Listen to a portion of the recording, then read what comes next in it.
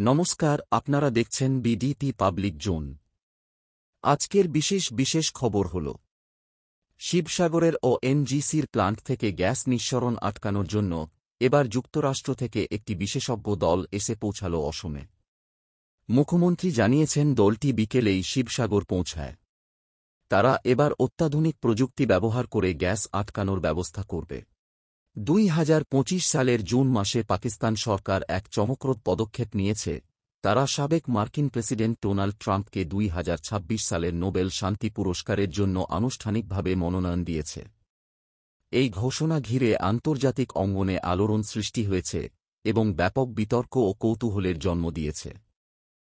সম্প্রতি যুক্তরাজ্যের home office কর্তৃক প্রকাশিত একটি রিপোর্টে বলা হয়েছে যে বাংলাদেশে সংখ্যালঘু নির্যাতন অস্বাভাবিক নয়, বরং এটি দক্ষিণ এশিয়ার অন্যান্য দেশের বাস্তবতার সঙ্গে তুলনামূলকভাবে মিল রাখে।